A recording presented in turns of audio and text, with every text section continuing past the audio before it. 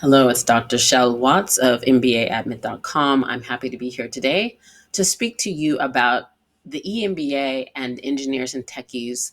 We're going to discuss in a very short video mistakes to avoid for success at schools like Wharton, MIT, Kellogg, Booth, and more. Now, as we put together this presentation, we found that there's actually a lot to discuss. So we're going to split it into two short videos.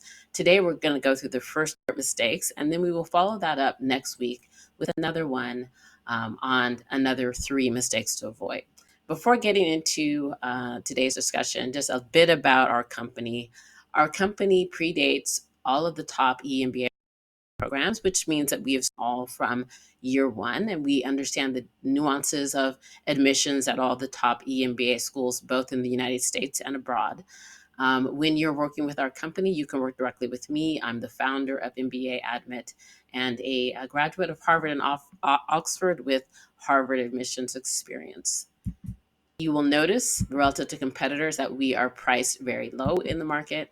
And so that's one of our distinctives. We like to say we present excellence at an affordable price. So come to our website and check out the packages that we offer.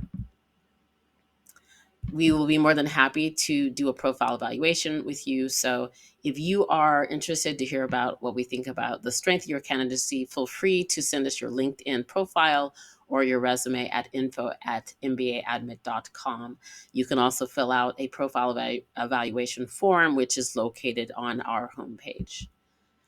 So let's talk about one of the first mistakes that actually affects so many parts of your application, which is failing to present your credentials in business relevant ways when you are an engineer or a tech. There are often times where the candidate is just using too much technical language. And you've got to remember that the admissions committee is looking for the candidate who will be able to get into the classroom and convey information and lessons learned in ways that benefit all the students, not just people who have technical backgrounds. So one of the best things you can do for yourself is comb all of your materials and make sure that you're using business relevant language and referencing transferable skills. Transferable skills are the skills that you would take with you regardless of what industry you're going to work in. Things like leadership, ability to negotiate, ability to convey a vision and get people to embrace new ideas, ability to coach and mentor, ability to drive consensus. Those sorts of things are what we mean by transferable skills. So the more that you can convey your information in those terms, the stronger of an application it can be. Another thing that is a really big mistake is to send to the admissions committee early on a resume that you have not revised to stress the business relevant content and transferable skills. What will happen is that you're starting off with a bad first impression. They're going to look at your candidacy as one that's interchangeable with a lot of other technical candidates, and they will also be questioning whether if they put classroom, other people will learn from you, because what they're seeing is that in terms of conveying your experiences, you're stuck in that technical talk. And so you want to make sure that you revise your resume well to reflect business relevancy, transferable skills, including leadership, team leadership, and some of the other aspects I just mentioned. Another mistake is not recognizing that your recommendations impact as heavily as the essays.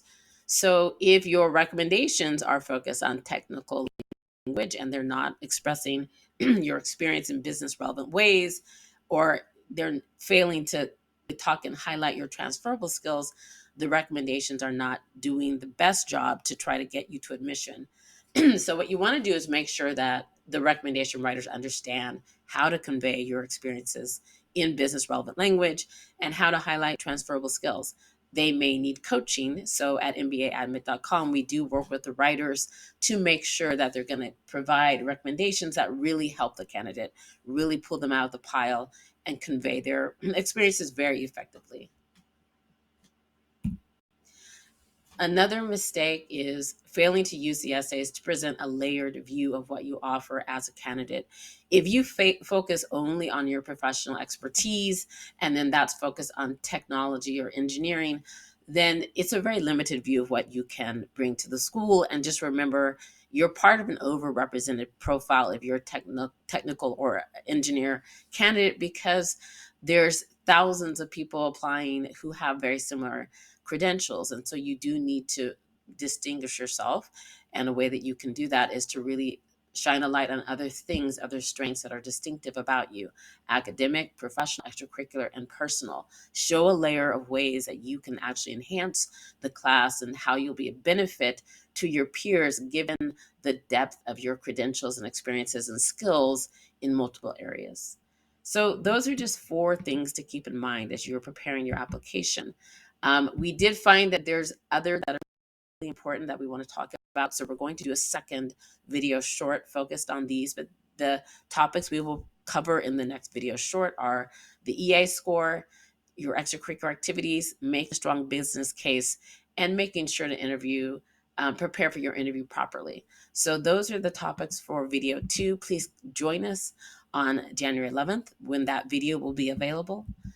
Also know that we will have on our website other webinars that we've done that cover a broad range of topics, from how to override a low GPA to tips practices in the executive admissions process. So take a look at our videos there. And again, don't reach out to us for profile evaluation to hear about what we think about the strength of your candidacy. Thanks for joining us here, and we will look forward to seeing you next time.